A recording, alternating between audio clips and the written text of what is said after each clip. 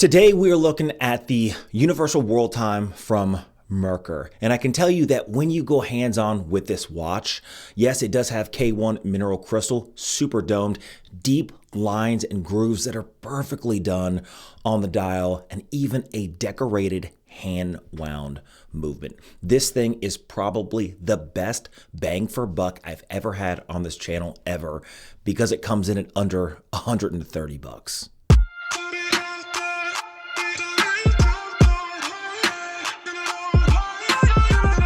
Welcome back to the channel. I'm Chase, and this is All Things Random, mostly watch reviews with some random stuff sprinkled in between, and I got some cool random stuff coming down the line that I think you're going to enjoy. If you're here, do me a favor, hit the subscribe button. It's free, it doesn't cost you anything, but it really does help the channel grow and get more stuff in to go hands-on review, and then offer that to you guys. Anyway, today we are looking at another watch from Merkur. And one of the things that I do love about Merkur is the high quality watches that they're coming out with. Specifically, we're looking at this Universal Time.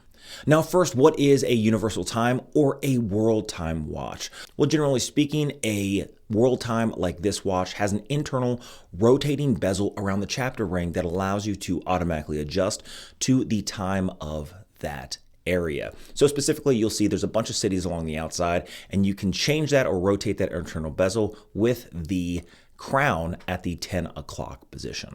And always first the details, then my opinion at the very end. The watch is a 316L stainless steel case, 38.5 millimeters in diameter, a lug to lug of 47, and a case thickness of 13 millimeters, and an overall lug width of 20 millimeters. The case shape is softer and less aggressive on the back end, tapering downwards to the case. That is a screw down case back. And then at the top, it's slightly more aggressive. You have a super domed K1 mineral crystal, and then you have a flat brushed bezel. One of the things that I truly do love about this watch is the fact that the overall case is simply brushed, which means it's going to look just better for longer, in my opinion. Now, it does have a strap, which I find extremely complimentary to this watch, but really this watch in the dial and the movement is where it truly excels. A world directly in the center with, again, those cities on the chapter ring that's rotating along the outside.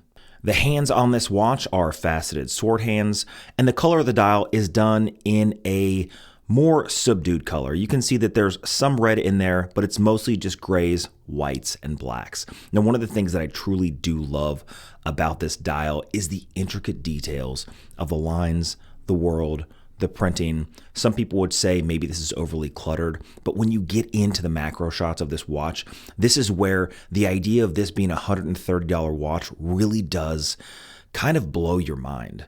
The applied indices around, all the printing around, those raised graphics of the world, and then the longitudinal and latitudinal lines, even the word Merkur, even the word mechanical, everything is done to an extremely high standard. In fact, when it comes to watches like this, it's really hard to know whether or not you're gonna get a good one or you're gonna get a bad one. But when this thing arrived and then I went hands-on, honestly, the unboxing experience was like I was opening up a watch worth thousands of dollars. I was super surprised at just how high quality this watch is. Yes, they could have used something like a domed sapphire crystal instead of that K1 mineral crystal, but that's not even a negative thing. And we're not even talking about the movement yet. So let's just go ahead and talk about what's inside this watch, because it's absolutely beautiful.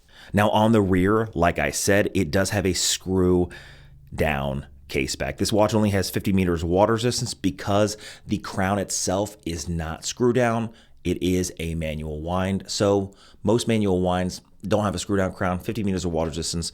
Let's go ahead and open up the case back and expose that beautiful M01D manual wind movement. This thing comes in at 42 hours of power reserve, 21,600 vibrations an hour.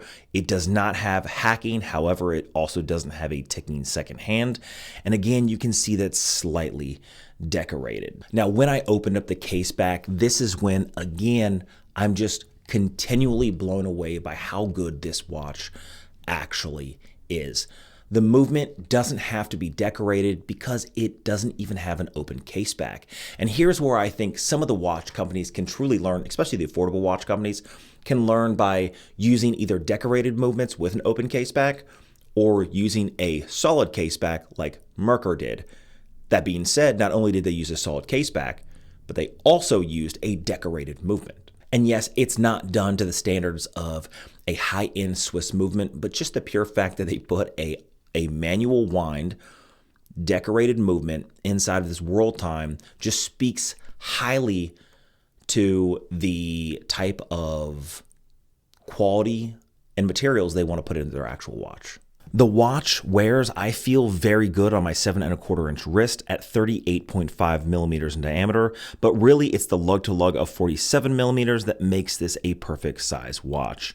And again, the strap is really comfortable, well fitted, and well made. And really the only thing that I think could replace this gray strap, because it is beautifully textured. In fact, when it feels like they designed this watch, they actually went through and designed the watch properly. A lot of these affordable watches, you'll see they'll just toss a strap on or toss a bracelet on and nothing really feels right, but that's not the same with this world time. Everything feels right about this watch all the way down to the strap, and I almost don't even want to replace it with a high quality, maybe a vintage suede leather strap from my own watch strap company, Chase Straps. So I won't on this occasion, only because I think their strap looks better than even the vintage suede strap, even though that's a higher quality strap. But if you do want to replace the straps, I'd always recommend going Chase Straps, linked down below.